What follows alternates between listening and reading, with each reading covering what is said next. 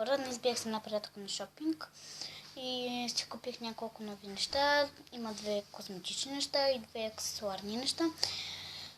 Козметичните са от магазин Мира, в който много често пазаруваме нашето семейство. И другите са от някакъв магазин в Макси центъра, който не знам как се казва. Затова там няма как и... Как да ви кажа, за това започваме. Така, първо започваме с нещата, които са аксесуари. С тази много красива турбичка. Така. Първото нещо е лента за коса. Това са от тези ленти, които се слагат и се прави кръгълка, което така на картон, вижте.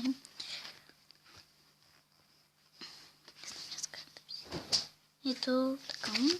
И да, тя струваше 1 лев. Следващото и последно нещо от аксесуарите и сладко опакован пръстен, който си променя цветът на температури.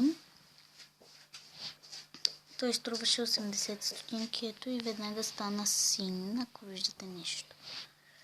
Така. Следващото нещо от козметиката е мицеларна вода на Елея. Skin Care. Мирише на роза. Даже мога да ви докажа, че мирише на роза и тук. Само че светлината е много лоша и не знам дали видяхте. И последното нещо е... тя струваше 4,94.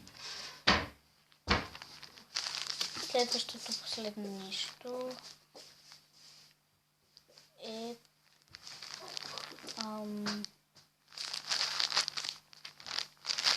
тампони на Cotton-Net. Аз съм такива използвам по принцип. Вътре са 120 и струват 1,20. И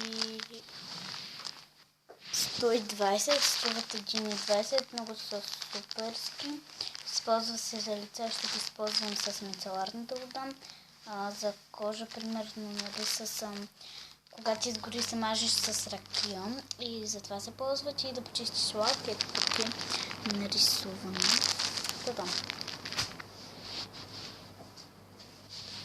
Хора, това беше клипът от мен. Ако ви е харесал, дайте тънза, абонирайте се, споделите, въпросите пишете отдолу в коментарите и да, ще се видим следващия път. Чао!